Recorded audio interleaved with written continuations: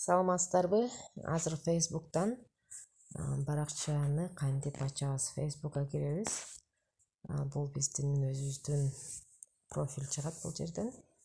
Баракча ачуу үчүн сиз мына жердеги желекчеге окшогон значокту басасыз. Бастык. Бул жерден создать дегенди басасыз. Мына жердеги создать. Андан кийин төмөн жактан начать дегенди басабыз. Мына жердеги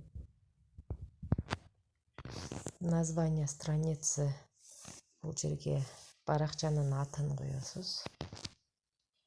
Кааласаңыз кириллица менен, кааласаңыз латын тамгалары менен жазсаңыз болот.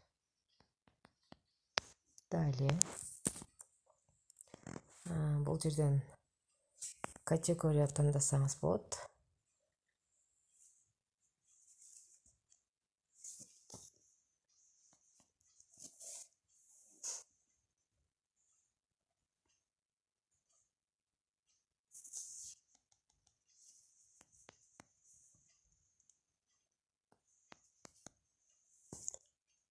Так. Учебный деп койдум. Далее эгер сайтыңыздар болсо, сайт кошуп койсоңуздар болот. Же болбосо бул жерге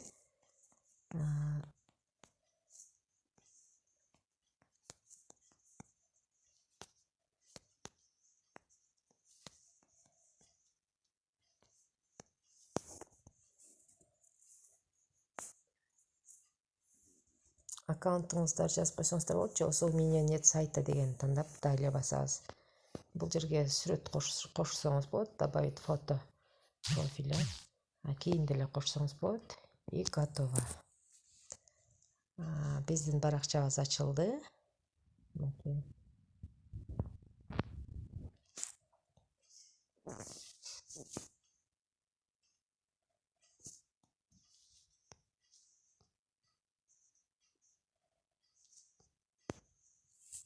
Эми ушул ачылган баракчага кантип сүрөт, видео жүктөп пост жазабыз. Баракчага киресиз. Төмөн жакта создать публикация деген бар. Кааласаңыз ошону тандап публикация берсеңиз болот. Же болбосо бул жерден фото дегенди тандап бир фото тандайсыз. Канча фото болсо да готово басасыз.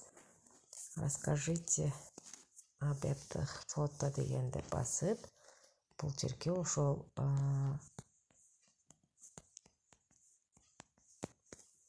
текст жөнүндө жазасыз. Фотодо эмне максатта фотону койдуңуз, посттун маанисин жазасыз.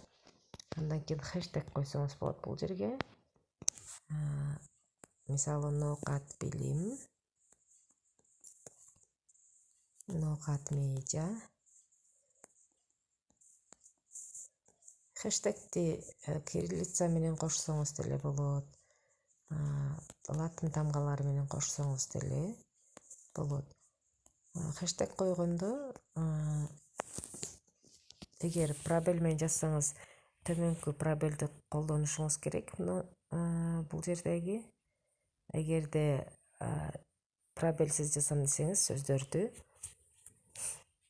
бөлбөй жазышыңыз керек. Андан кийин бөлүш үчүн бул жерден поделиться дегенди басып коесуз. Facebook'тан баракча ачуунун эң оңой жолу ушул. Поделиться, бул жерден дагы поделиться. Эми Facebook'тан группа түзүү үчүн биздин публикациябыз чыкты.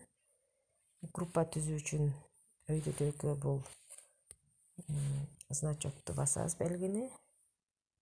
Бул жерден группа для вас деген тандасаңыз да болот. Бул сиз үчүн группалар. Ал эми группа ачуу үчүн өйдөдөгү плюс дегенди тандайсыз. Создайте группу.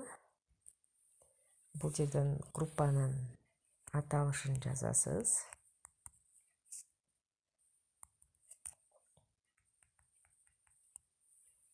Конфиденциальность.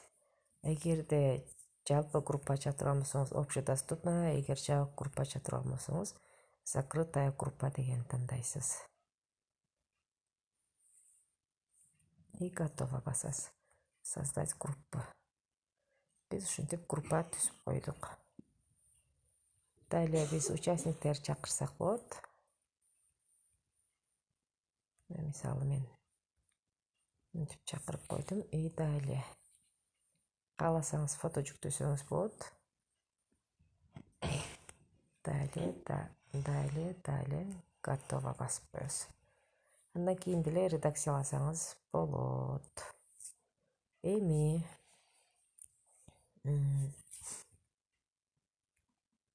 биз ачкан баракчага туура эмес маалымат жүктөп алдык.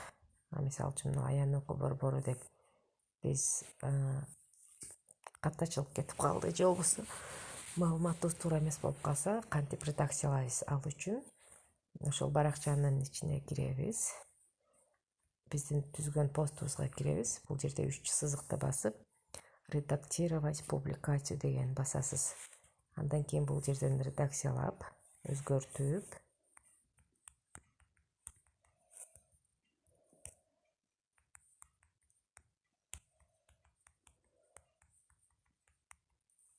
кайрадан сохранить басып коесуз.